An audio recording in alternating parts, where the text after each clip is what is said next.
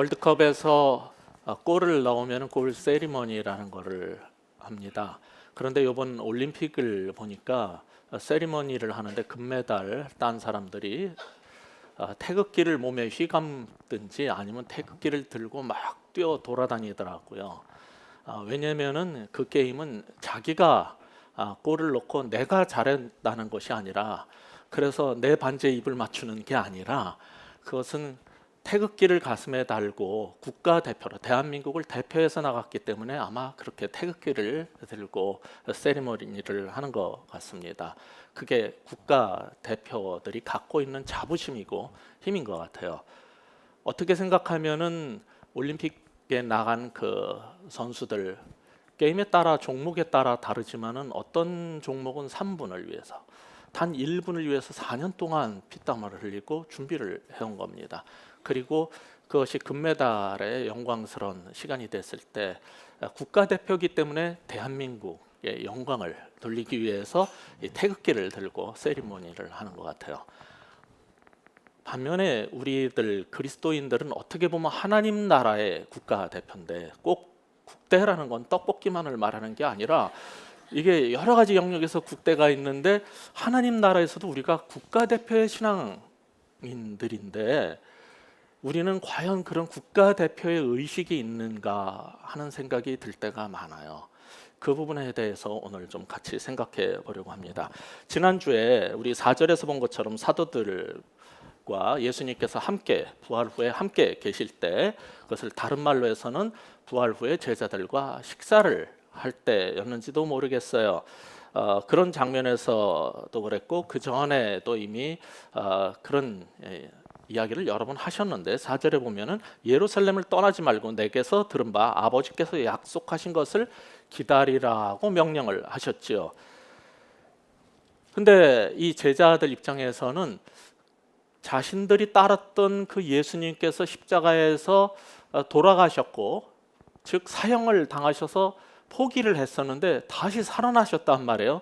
그러니까 굉장히 희망이 생겼어요. 그 전에 이제 다 끝났구나 하던 생각에서 희망이 생겼고, 그분이 기다리라고 그랬는데 그분과 대화를 하면서 불타오르는 질문이 생긴 거예요. 가슴속에서 숨길 수 없는, 정말 이거는 억누를 수 없는 질문이 생겼는데, 그게 오늘 본문 6절의 질문이죠. 6절 다시 한번 읽어볼까요? 그들이 모였을 때 예수께 여쭈어 이르되 주께서 이스라엘 나라를 회복하심이 이때이니까 하니. 그러니까 3절에서 본 것처럼 부활 후에 주님은 승천하시기까지 40일 동안 제자들과 함께 계시면서 최후의 가르침을 주셨는데, 그게 뭐냐면 하나님 나라의 일이라는 것이었어요. 하나님 나라의 일을 가르치셨어요. 그걸 집중적으로 가르쳤음에도 불구하고 제자들의 주 관심사는 무엇이었어요? 지난주에 제가 말씀드린 것처럼 그들의 마음속에 있는 것은 여전히 내가 하면 된다, 나는 할 수 있다, 꿈은 이루어진다류의 어떤 신념의 뿌리박은 이 땅의 일, 이 세상에서 어떻게 나의 욕망을 성취할 수 있느냐하고 관계된 것이었어요. 그런 적극적 사고와 긍정적 사고를 성경이 말하는 믿음과 또는 하나님 나라의 일의 원리와 혼돈을 하면은 안 되죠. 그러나 사도들 역시 거기에서 벗어나는 것은 쉬운 일이 아니었어요. 왜냐하면 그들이 겪고 있는 인생이 뭐였냐면 로마의 식민지로서 너무 오랫동안 고통을 당한 거예요. 조상들도 바벨론이나 이런 데 포로 생활을 했지만은 이제는 로마라는 강대국의 식민지로서, 마치 우리가 일제 치하에 있었던 그때 우리가 갖는 소원이 뭐였겠어요? 우리의 주관심사가 뭐였겠어요? 모이면 기도할 때 뭘 기도하겠어요? 우리에게 해방을 주옵소서, 우리를 독립시켜 주십시오, 그거 아니었겠어요? 그러니까 정말 예수님이 오셔서 와, 메시아다, 대단한 능력을 가지신 분이네, 그런데 돌아가셔서 포기를 했는데 다시 살아나셨으니까 너무 신이 난 거예요. 그래서 묻고 싶었던 게, 정말 주께서 다시 살아나셨으면 그러면 이 나라 이스라엘이 회복되는 게 바로 지금 아닙니까? 지금입니까? 이게 그들 속에서 나온 1차적인 질문이고 궁금증이었을 것입니다. 사실 그것이 뭐 제자들이 신앙이 없어서 뭐가 잘못돼서라고 말할 수도 있겠지만 그거는 아니라고 봐요. 왜냐하면 예수님한테 여러 가지 말씀을 들었는데 배운 것 중에 하나, 누가복음에 여러분이 한번 21장을 찾아보시면 24절에서 이방인들에게 굉장히 짓밟히는 시간을 가질 것이라는 것도 이미 구약에서 예언됐던 것을 예수님께서 지적을 하셨어요. 그런데 이방인들에게 짓밟히고 난 다음에 무화과 나무에 싹이 나는 것을 보면 어떻게 하라고 그랬냐면 누가복음 21장 31절에 이렇게 말합니다. 이와 같이 너희가 이런 일이 일어나는 것을 보거든 하나님의 나라가 가까이 온 줄을 알라. 분명히 죽었던 예수님이 다시 살아나셨어요. 무화과 나무에 싹이 돋듯이 예수님께서 다시 돌아오셨어요. 그러면 그런 걸 볼 때 뭘 기억하라고 그랬어요? 이스라엘이 하나님 나라가 가까이 온 줄 알라 그랬는데 이 하나님 나라를 유대인들은 이스라엘로 본 거예요. 하나님 나라가 가까이 온다고 그랬으니까 지금 이때가 바로 우리 이스라엘이 해방될 때, 회복될 때가 이때가 아닙니까? 라고 질문하는 게 뭐가 잘못됐어요? 내내 그렇게 배워왔는데, 문제는 예수님께서 계속 가르치셨고 부활 후에도 가르치셨던 하나님 나라의 일하고 민족 유대 민족 이스라엘하고의 차이를 모른 거예요. 그들의 머릿속에는 우리나라의 독립이잖아요. 그러니까 이때가 그때 아닙니까? 한 게 당연한 거예요. 그들의 그 상황에선 그 질문이 나올 수밖에 없었던 거죠. 게다가 사도행전 1장 13절에 보면은 지금 이 제자들 사이에 껴있는 사람 중에 한 사람이 뭐냐면은 셀롯인 시몬, 셀롯인 시몬이라는 이름이 나오죠. 여기에 셀롯인이라고 돼 있는데 셀롯 사람이라는 게 젤롯 땅, 영어로 젤롯이라는 사람은 열성분자. 이들은 이스라엘의 독립을 위해서 열정적으로 정말 그 한번 불태우면서 이 나라의 독립을 위해 싸우겠다 했던 열심당원들이에요. 그들도 그 가운데 있었어요. 그러니 젤롯 그 시몬이 볼 때 바로 이때가 그 독립의 때 아니겠습니까? 이 질문 나올 수밖에 없는 거예요. 그래서 무조건 우리가 이거 신앙이 별로 없어 이렇게 뭐 잘 모르는 거 아니야 할 수도 있지만 그 당시의 상황과 문화를 이해하면은 지금 이런 질문이 제일 간절한 질문으로 그냥 솟구쳐 올라오는 거예요. 그냥 거기에 대해서 예수님은 뭐라고 대답하셨습니까? 그것이 7절이지요. 예수님의 대답은 굉장히 단호했어요. 7절 같이 읽어볼까요? 이르시되 때와 시기는 아버지께서 자기의 권한에 두셨으니 너희가 알 바 아니요. 지금 이때입니까? 아니 그럼 예스나 노를 해주셔야지. 완전 무시해버려요. 니네가 알 바가 아니야. 예수님은 가르치시고 싶은 게 있었어요. 우리가 정말 마땅히 알아야 될 게 있는데 그거는 알지 못하고 하나님 나라 일을 그렇게 가르쳤고 부활 후에도 내내 40일간 하나님 나라의 일이란 게 무엇인지를 그렇게 가르쳤는데 여전히 그들의 관심은 그럼 지금 우리가 독립을 할 수 있겠습니까? 이 땅의 문제와 내 정말 열정과 내 욕심의 문제에 사로잡혀가지고 더 이상 벗어나지 못하는 거예요. 알아야 될 건 알지 못하고 몰라도 되는 거에 매달리는 게 우리 인간입니다. 지금도 예수 믿는다고 그러지만 어떤 사람은 정말 중요한 사업의 문제를 앞두고 미아리를 가든지 동자신을 찾아가든지 처녀무당 새로 신받은 우리 동네는 그런 게 많이 붙어 있어요. 현수막에 그런 거 붙어 있으면 전화번호 적어놨다 또 찾아가고 그러잖아요. 신문을 봐도 그런 거 운세를 보고. 이게 예수님을 믿어도 하루아침에 그냥 바뀌는 문제는 그런 건 아닌 것 같아요. 분명한 거는 우리가 인간이 갖고 있는 관심사는 마지막 때가 만약에 예수 믿어서 있다라면 종말의 때에는 어떤 순서로 어떤 일이 벌어질 것이며 그 마지막 심판의 날은 몇 년, 몇 월, 며칠이 될 것이며 그런 게 알고 싶은 거예요. 내 장래가 어떻게 되는지가 궁금한 거고 항상 우리는 우리의 영역 아닌 거에 관심을 가져요. 그러나 우리가 마땅히 알아야 되고 잘 해야 되는 것에 대해서는 별 관심이 없어요. 어떤 사람이 병원을 갔어요. 몸이 너무 아파가지고 병원에 가서 여러 가지 검사를 받고 정말 가슴 졸이고 이제 결과 후에 의사랑 만났어요. 들었는데 암이라는 거예요. 게다가 너무 늦게 오셔가지고 한 달밖에 안 남았대요. 그래서 이 사람이 절망 가운데 돌아가가지고 땅도 다 팔고 빌딩 있던 것도 다 팔아버리고 회사도 정리하고 또 돈 있던 건 자식과 또 주변에 줄 사람들한테 다 나눠주고 휴대폰도 다 해지해버리고 마지막 죽음을 앞둔 여행을 한 달 동안 해외여행을 떠났어요. 한 달 후에 돌아왔는데 2달이 되고 3달이 돼도 안 죽는 거예요. 분명히 시한부 한 달인데 안 죽는 거예요. 그래가지고 한 3달쯤 지났는데 여행을 갔다 와서 그런지 더 쌩쌩해지고 힘이 나는 것 같아서 이게 이상한데, 그리고 병원을 딴 데 가봤어요. 그랬더니 암이 아니라는 거예요. 너무나 원통하고 억울해가지고 땅 팔고 집 팔고 다 팔아버렸는데 어쩌란 말이에요. 원래 병원에 찾아가서 의사를 만났어요. 따져야지. 그래서 도대체 뭐냐 그랬더니 당신 어디 갔는데 전화도 안 되고, 차트가 바뀌어가지고 내가 착각해서 다음에 전화를 했더니 없어졌더라. 연락도 안 되고. 우리는 내가 죽을 날을 알고 장래를 알면 다 행복하고 일이 잘 될 것 같죠? 그렇지 않을 수도 있어요. 어떤 사람은 너무 절망해서 한 달 살 수 있다는데 그냥 다음 주에 죽어버리고 싶을 수도 있는 거고, 분명히 더 살 수 있는데도 계속 그게 마음에 걸려가지고 그것 때문에 걱정해서 죽을 수도 있어요. 저희 아버님은 제가 항상 하신 말씀이, 야, 나는 인생 그렇게 오래 살지 않으련다. 어렸을 때부터 지나가던 무당도 그러고 점쟁이들이 당신은 40을 넘기지 못한다 그랬다는 거예요. 제 초등학교 때 아버님이 계속 그 소리를 하시는데 저 별로 안 좋아해 듣기가. 근데 50이 넘고 60이 넘고 80이 넘어서 돌아가셨는데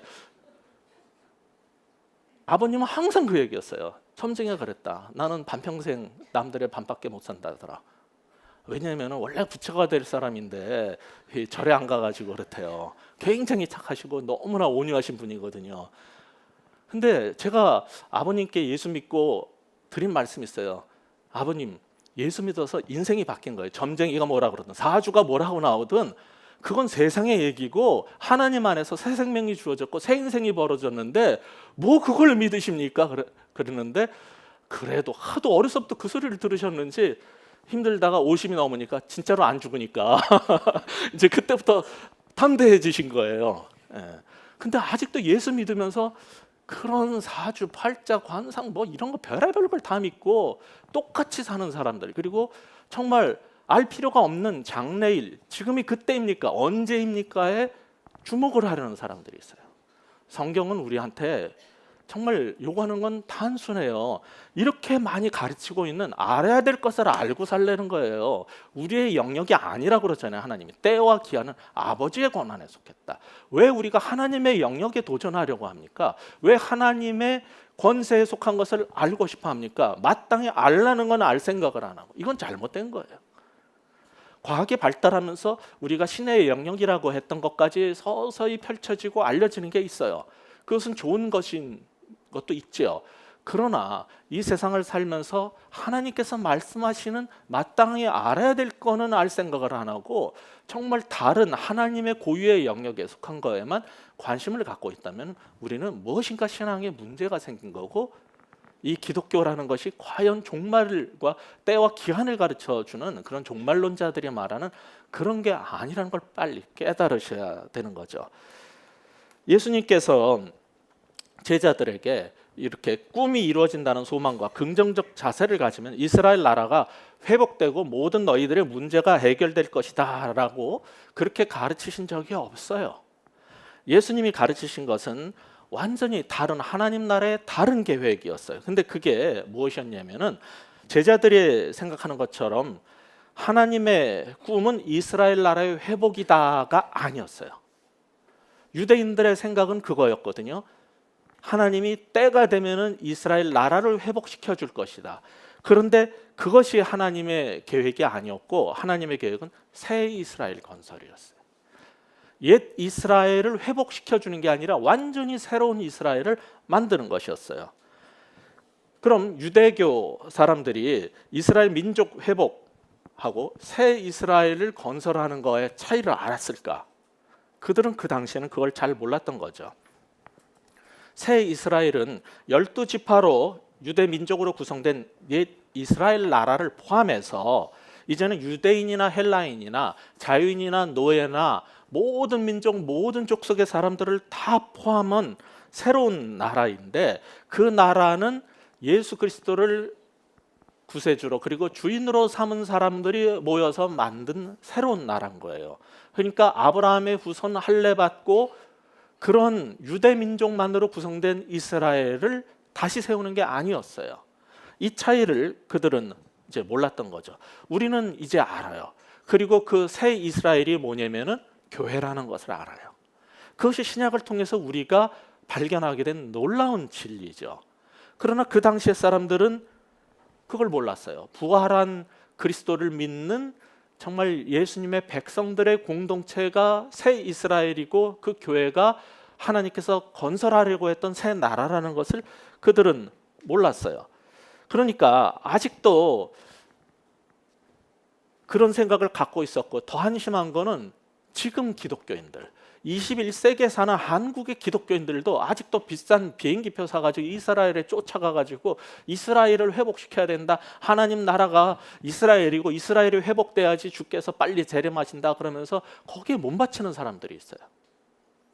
하나님은 모든 족속의 모든 사람을 통해서 새 이스라엘을 세우시고 때가 차면은 옛 이스라엘 가운데서도 믿음의 사람들을 구원하실 거예요. 그건 언약이, 약속이기 때문에.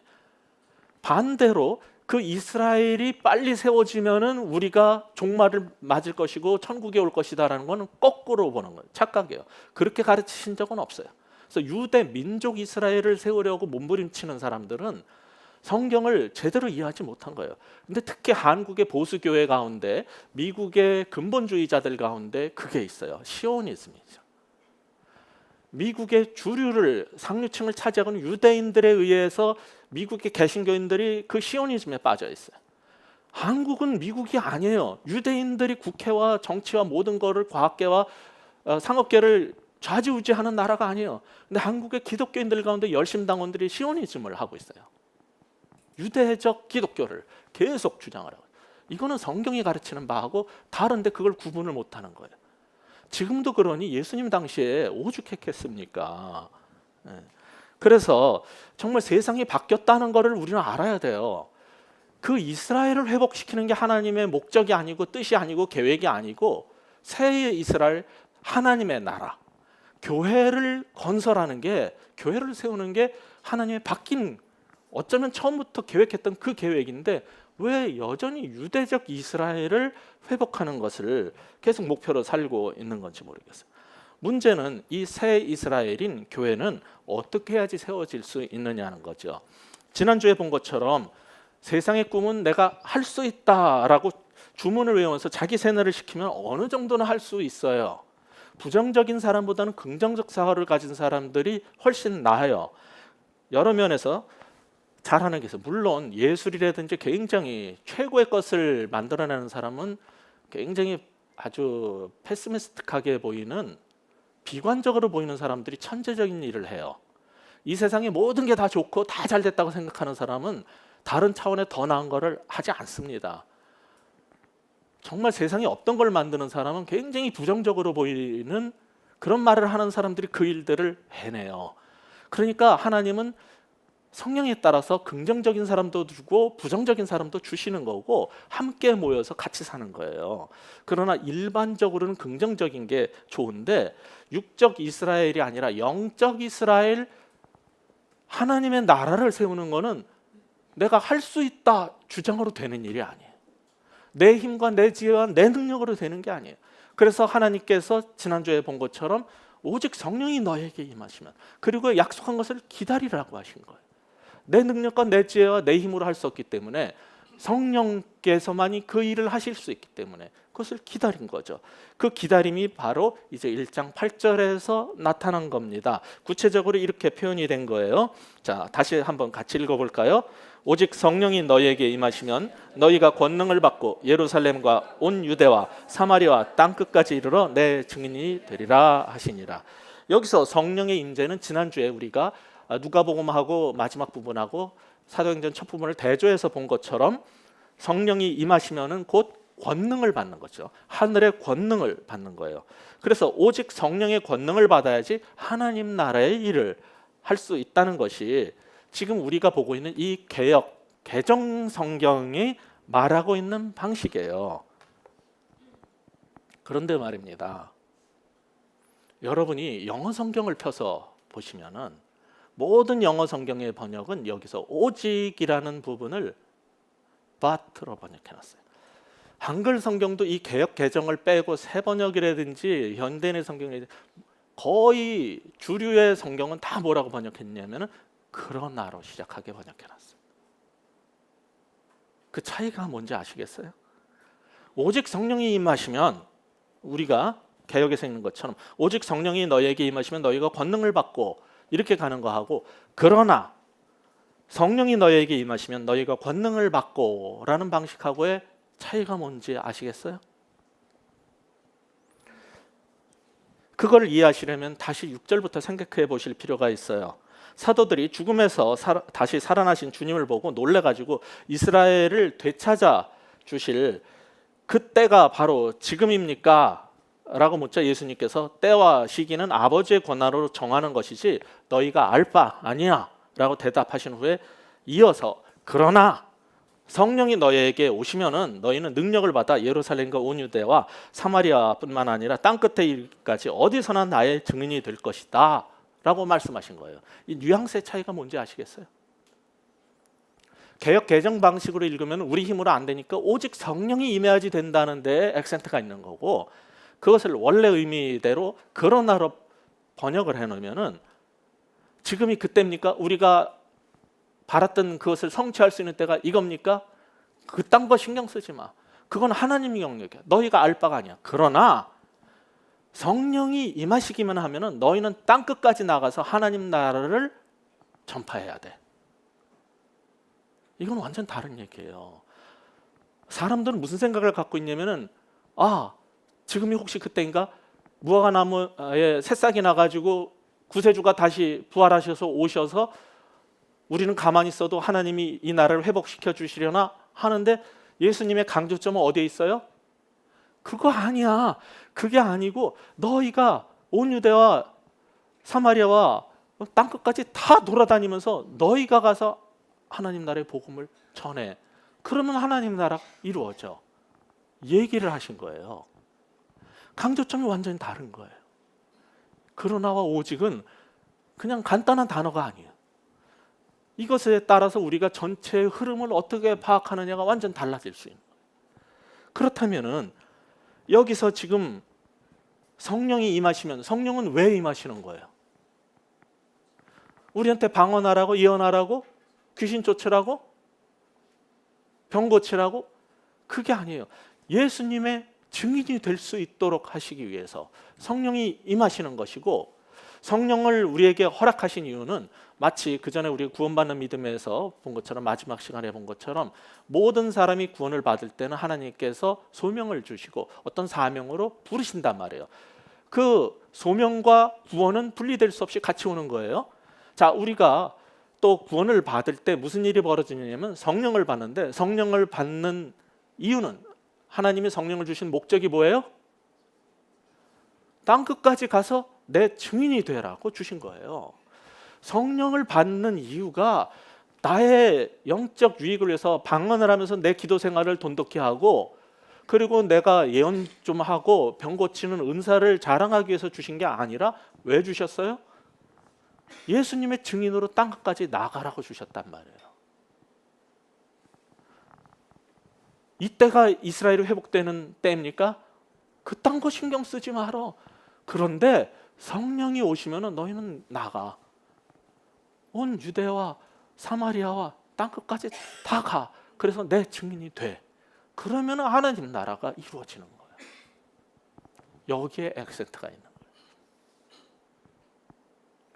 근데 오늘날 우리는 그것에 대한 인식이 없기 때문에 왜 내가 성령을 받았는지, 예수 믿고 내가 어떻게 살아야 되는지, 그리고 땅끝까지 이르러 내 증인이 되리라는 그 선교사님의 얘기, 이걸로 멈춰버리는 거예요. 그건 선교사님들이나 가서 할 얘기고, 뭐 우리 애들한테 뭐 그런 것까지, 그런 생각이죠. 내가 11조 할 테니까, 내가 헌금할 테니까 목사님이 가서 하셔, 선교사님들이 가서 하셔, 그거죠. 나하고는 관계가 없어요. 이거는 사도행전 얘기가 아니에요. 사도행전 앞으로 보시겠지만은 이 명령은 모두에게 주어진 명령이고, 이것은 12 제자 사도들만 이 말씀대로 살지 않았어요. 모두가 그렇게 사는 걸 우리는 앞으로 보게 될 거예요. 그렇다면 오늘날 우리도 왜 성령을 우리에게 다 주셨냐면 몇 사람 제사장과 사도에게만 주지 않고 왜 우리에게 다 성령을 주셨냐면 땅 끝까지 가서 내 증인이 되라고 주신 거예요. 근데 그렇게 사냔 말이에요. 여기 성경대로 보면은 교회는요, 우리끼리 모여서 잘 지내는 곳이 되면 안 돼요. 교회는 철저하게 밖을 향해서, 이 근처뿐만 아니라 예루살렘과 온 유다 그리고 사마리아 땅 끝까지 밖을 향해서 나가는 게 교회의 방향성이지, 자꾸 예수 믿는 사람끼리 모여가지고 우리가 좀 더 좋은 건물 짓고 좀 더 쾌적한 환경에서 좀 더 멋진 환경에서 예배 잘 드리는 게, 우리끼리 내향적으로 모이는 게 성경이 말하는 교회 모습이 아니에요. 그러니까 오늘날의 교회는 바뀌어야 되는 거예요. 그래서 이것을 찾기 위해서 어떤 사람은 선교적 교회 얘기를 해요. 원래 미셔널 철치라는 건 선교적 교회를 번역하면 안 되고, 선교적 교회라는 건 미셔너리 철치예요. 그래서 이제 플러에 있는 선교학 교수는 그 얘기를 미셔널 철치 얘기도 하지만은 오늘날의 교회가 미셔너리 철치가 돼야 된다. 모두가 땅 끝까지 가서 이렇게 증인이 되는 삶을 살 수 있도록 밖을 향해서 가는 교회가 돼야 된다는 것은 미셔너리 철치예요. 그것이 바로 선교적 교회의 모습인데, 미셔널 교회하고 어떻게 다르냐 궁금하신 분들은 나중에 기회가 되면 제가 설명을 드리겠지만은, 분명한 것은 오늘날 우리 모두가 복음의 증인으로 살라고 성경이 부른다는 거예요. 그것이 어떻게 해서 이루어질 수 있냐면은 오늘 우리 교회가 지금 하려고 하는 거예요. 이따가 나가시면서 보시겠지만 그게 바로 우리 모두가 텐트 메이커가 돼서 이 교회가 정말 누에고치처럼 그 속에서 우리가 자라가면서 영향을 공급받고 준비되고, 그래서 정말 은혜를 받고 변혁이 일어나가지고 이전의 사람과 다른 모습으로 땅 끝까지 나가서 예수 그리스도의 증인이 되는 삶을 사는 거예요. 이게 바로 지금 이 사도행전 1장 8절이 말하고 성경이 계속 강조하는 모습이에요. 조금 전에 봤더니 이거를 광고하면 오시겠다는 분들이 많아가지고 저희가 걱정을 해서 어떻게 진입장벽을 좀 제한을 해야 되나, 너무 많이 오시면 안 되는데 걱정을 했는데 2명밖에 안 냈대요. 저는 이해가 안 가요. 아니 이렇게 우리 교회 정신이고 이렇게 이거 너무 많이 올까 봐 걱정했는데 어떻게 2명밖에 안 낼 수 있어요 이거를. 여전히 우리는 그냥 여기가 좋사오니, 교회는 원래 밖을 향해서 내다보는 데고 밖을 향해 나가는 데인데 왜 흩어지라 그래? 왜 무별이야? 왜 나가라 그래? 그냥 여기가 좋은 거예요. 제자들도 거기가 좋았어요. 변화산상이 좋았고 그냥 교회가 좋았어요. 계속 그러면 어떻게 되는가를 나중에 보세요. 이거 협박 공갈은 아닙니다. 이 지상명령을 우리가 대위임령이라고 말하는 마태복음 28장 16절부터 20절까지나 사도행전 1장 8절에 말씀을 주시고 주님은 가셨어요.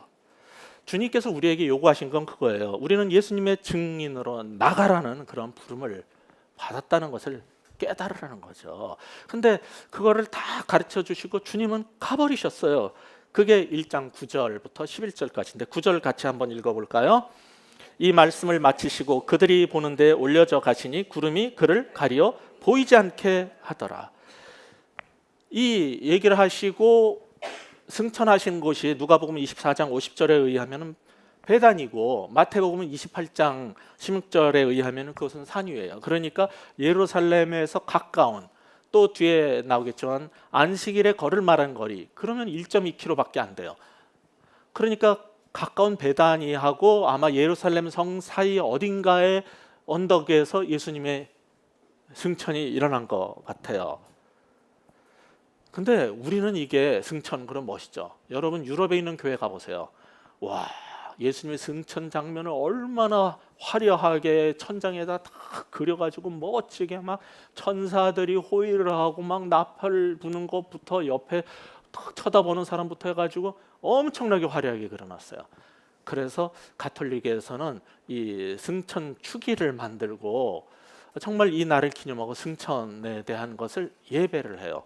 그런데 이상한 거는 지금 이 사도행전을 쓴 사람이 누구라고 우리가 보통 말을 하냐면은 참 그것도 확인되지 않은 건데, 우리는 누가는 의사다, 그리고 그는 역사가다라고 말해요. 그러면 의사라면은 예수님이 부활하신 다음에 승천할 때 몸이 어떻게 변화돼서 어떤 식으로 셀 바이올로지 입장에서 세포가 어떻게 변형이 돼서 올라가고, 역사가라도 어떤 현상에서 어떻게 올라가고를 자세히 기록을 해야 됐어요.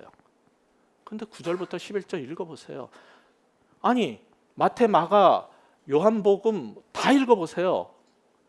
누가복음, 사도행전 1장 8절 이하를 다 읽어보세요.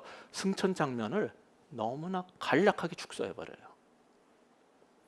간단하게 말을 하지, 구름 속에서 가려져서 안 보이더라요. 여기 9절이 말하는 건 구름에 가려져서 안 보이더라요. 더 이상 뭘 보고 뭐 세부적으로 그걸 묘사하는 거 안 합니다. 그리고 그 다음에 하는 말씀이 있어요. 뭐라 그럽니까? 10절을 이하 다시 읽어볼까요? 10절 11절. 올라가실 때 제자들이 자세히 하늘을 쳐다보고 있는데 흰옷 입은 두 사람이 그들 곁에 서서 이르되 갈릴리 사람들아 어찌하여 서서 하늘을 쳐다보느냐, 너희 가운데서 하늘로 올려지신 이 예수는 하늘로 가심을 본 그대로 오시리라 하였느니라. 예, 9절에 그들이 보는 데서 올려져 가신대. 그럼 뭐 설명을 해줘야지. 그래야지 의사답고 역사가답지. 그냥 구름이 그를 데려갔다예요. 원 의미는 구름이 그냥 가려져서 안 보이더라. 그러니까 안 보이니까 제자들은 그거를 막 열심히 쳐다봤어요. 하늘만 쳐다보고 있었어요. 그랬더니 천사가 와서 뭐라 그래요? 얘들아, 니네들 왜 하늘만 쳐다보고 있니? 왜 바보같이 하늘만 쳐다보고 있니? 어떻게 올라갔고 그곳이 어딘가 궁금해하지 마. 중요한 건 이거야. 어떻게 하늘로 올라갔느냐 쳐다보고 어디로 가신 거야 하고 쳐다보지 말고, 그거 궁금해하지 말고, 그거 축일 만들어서 하려고 그러지 말고, 그거 신비적으로 생각하지 말고, 영광 가운데, 구름은 영광이거든요. 하나님의 영광 가운데 올라가시는 것처럼 다시 오실 거를 그걸 알아야지. 이 얘기를 하는 거예요. 천사가 우리의 초점을 바꿔놓는 거예요. 우리의 초점은 어디예요? 하늘이에요. 맨날 하늘의 일에 관심을 갖고 언제 오실 거고 하늘에는 무슨 일이 벌어질 거고, 그래서 요한계시록이 이단들한테는 궁금하고 맨날 미래와 장래와 하늘만 쳐다보고 살아요. 예수 믿는 사람들은 맨날 하늘 갈 궁리만 해요. 천사는 하나님의 관심은 어디예요? 땅이에요. 그대로 오실 거야. 이 땅에 다시 오실 거야. 하나님의 관심은 하늘이 아니라 이 땅이야. 이 땅이 어떻게 될지를 알아야지. 그리고 이 땅을 너희가 가서 예수의 증인으로 어떻게 바꿔놔야 될지 그대로 오실 거야. 한 가지 더 얘기해 주는 거예요. 그분은 심판주로 오셔요. 마지막 때가 되면 그분은 오셔서 우리를 심판하실 거예요. 그것을 계시록까지 다 한다면 우리는 이 땅에서 어떻게 살아야 되겠습니까? 예수님의 명령이 뭐였어요? 예루살렘과 온유대와 사마리아와 땅끝까지 가서 내 증인이 돼. 그걸 어떻게 거부할 수 있어요? 그분이 다시 오신다는데, 그분이 그냥 오시는 것도 아니고 심판자로 오신다는 것까지 우리는 다 알아요. 요한계시록까지 다 봤어요. 어떻게 가만히 있어요? 우리의 관심이 어떻게 하늘일 수 있어요? 이 땅이어야지. 그게 오늘날 기독교가 그렇게 많아지고 교회가 많아졌는데도 세상이 엉망인 이유예요. 우리는 하늘만 쳐다보고 있어요. 천사는 왜 하늘만 쳐다보고 있냐고 야단치는데 우리는 여전히 하늘만 쳐다보고 있어요. 이게 너무 안타까운 거예요. 하워드 마샬이라는 정말 유명한 이 누가 사도행전, 누가 신학의 아주 정통한 최고의 학자가 이 부분을 해설하면서 이런 말을 해요. 여기서 중요한 것은 예수님이 승천하신 장면에 대한 묘사가 아니라 그때 무엇을 말하셨느냐. 예수님의 승천 장면에서 중요한 것은 그 광경이 아니라 그가 하신 말씀이라는 거예요. 이 부분에서 무슨 말씀하신 겁니까? 땅끝까지 가서 내 증인이 되라. 여기에는 관심을 왜 안 두고 왜 승천 축일만 관심을 갖냔 말이에요. 예배가. 이게 잘못된 거예요. 그래서 우리는 본문의 분명한 강조점과 핵심에 우리는 도달해야 돼요. 뭡니까? 땅끝까지 가서 예수님의 증인이 되어야 돼요. 그런데 땅끝은커녕 사마리아 싫어요. 그 불결한 땅 싫어요. 유대인들은 항상 거룩하고 더럽고 섞인 그런 나쁜 거 부정한 것하고는 담을 쌓고 우리의 경건을 유지하고 거룩을 유지하는 게 그들의 목표였어요. 예수님은 다르게 말씀하셔요. 부정한 땅 사마리아로 들어가라는 거예요. 세상 더러운 땅이 아니라는 거예요. 거기 가서 접촉하고 거기에 하나님 나라를 세우라는 거예요. 근데 우리는 사마리아 싫어요. 그냥 여기가 좋아요. 왜 우리 보고 시골을 내려가라 그래요? 아니 왜 농어촌 교회로 가라 그래요? 그게 싫은 거예요. 청담동이 좋고 이 베이스 교회가 좋은데 왜 무별로 흩어지라는 거예요. 그 사마리아 싫어요. 우리는 그냥 온 유다는커녕 사마리아는커녕 그냥 이 예루살렘이 좋은 거예요. 여기가 거룩한 곳이고 여기에서 말씀이 있고 말씀 잔치가 있는데 어딜 가라는 겁니까? 도대체 땅끝은커녕 사마리아도 싫어요. 그게 제자들이고 오늘 우리들의 모습입니다. 그런 우리한테 성경은 계속 도전하는 거예요. 사마리아를 갈 수 있겠니? 땅끝을 갈 수 있겠니? 우리는 계속 겁을 하죠. 그건 목사님 목이고 그건 선교사님 몫이고 나는 여기 예루살렘이 좋사오니 아니라고요. 이건 우리 모두에게 주신 명령이에요. 이 책의 이름이 지금 우리가 보고 있는 게 지난주부터 사도행전이라는 거대한 책을 우리가 시작을 했어요. 많은 사람들이 말합니다. 이건 사도행전이 아니다. 이건 성령행전이다. 왜냐하면 실제로 그래요. 잘 읽어보시면은 12사도 나중에 마띠아를 추가를 했어도요. 사도들 뭐가 나옵니까? 여기에 베드로 얘기 많이 나와요. 바울 얘기. 바울은 12명에 끼지도 않았던 사람이에요. 새로운 사도예요. 두 사람 사도라는 소위 그 원래 사도는 베드로 이름밖에 안 나와요. 야고보, 요한도 목 베어 죽었다, 이렇게 해서 죽었다, 뭐 요한 얘기는 별로 다뤄지지도 않아요. 아니 그 중요한 야고보, 요한 나오지도 않아요. 나머지 9명 배지도 않아요. 그건 무슨 사도행전이에요 이게? 그래서 성령행전이라고 할지 모르지만은 우리가 주목해 봐야 될 건 이겁니다. 여기 나오는 굉장히 제일 많은 부분을 차지하고 있는 베드로와 바울의 주변에는요 연약한 여자들이 있어요. 못 배운 사람들이 있어요. 천막 공장에서 일하던 브리스길라와 아굴라가 나와요. 그리고 벨렉스가 나오고 수많은 사람들이 믿는 자 믿지 않는 자, 그리고 정말 이방인과 유대인 수많은 사람들의 이름이 이렇게 많이 나오는 책이 없어요. 근데 우리는 이 책을 사도행전이라고 불러요. 그렇다면 새로운 시각에서 볼 때 바울이 사도라면은 바울과 함께 했던 브리스길라와 아굴라와 디모데와 디도와 그리고 이름 없는 여인들과 수많은 사람들이 다 뭐예요? 작은 사도예요. 가톨릭은 깨달았어요. 우리 개신교가 종교개혁 때 만제사장주의를 들고 나왔을 때 가톨릭이 잘못됐다라고 했지만은 바티칸 2에서 그들은 평신도의 사도직이라는 것을 어포스톨레이트 오브 레이티라는 것을 주장하기 시작했어요. 가톨릭이 알아요. 사제와 평신도가 아니라 모두가 다 사도적 직분을 가진 사람들이라는 걸 그들은 교리화시켰어요. 몇 신부님들이 안 가르쳐서 그렇지 바티칸 공의회에서 발표한 교리예요.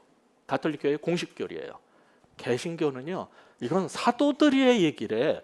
이거는 사도들이 바울과 베드로 얘기고 나하고는 관계없다고 보는데 이거 진짜 사도행전이에요. 어떤 사도? 작은 사도들. 소위 우리가 말하는 평신도라고 부르지만은 텐트 메이커들, 바울과 브리스길라와 아굴라뿐 아니라 수많은 사람들과 디도와 디모데뿐만 아니라 이름 없는 여자들까지 전부 다 그들이 사도예요. 그들의 이야기가 가득한 게 이 사도행전이에요. 그래서 이 책은 여전히 사도행전이라고 우리는 말할 수 있을 거예요. 그럼 우리는 시각을 바꿔서 오늘 이 청담동의 베이스교회에 앉아서 예배드리는 저와 여러분 모두가 이 사도행전의 마지막을 계속 이어갈 작은 사도들일 수 있는 거예요. 너희는 예루살렘과 거기뿐만 아니라 온 유다와 그리고 사마리아와 땅끝까지 가서 내 증인이 되라고 할 때 우리는 가서 복음의 증인 될 수 있고 우리가 작은 사도로서 살 수 있는 거예요. 그걸 도와드리려고 텐트 메이커 이 훈련을 우리 교회가 시작하겠다는 거예요. 우리 그냥 나가라고 하지 않습니다. 그냥 흩어지라고 하는 거 아니에요.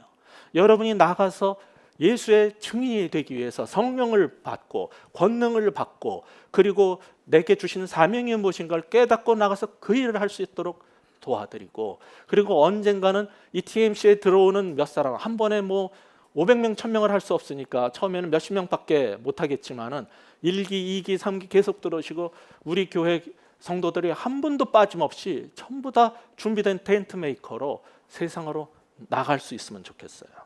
그래서 우리의 사도행전은 여기서 끝나지 않는 거예요. 우리의 사도행전은 주님 오실 때까지 계속될 겁니다. 그 주인공들이 바로 여러분이고 저고 우리 모두인 거죠. 그런 우리 교회의 비전, 그것이 우리 교회의 비전이 아니라 성경이 말하는 사도행전의 비전이고 그게 하나님의 비전이고 하나님이 그래서 교회를 이 땅에 허락하신 거니까 그 뜻을 어그러뜨리지 않고 순종하는 우리 모두가 되기를 간절히 기도합니다. 기도하겠습니다.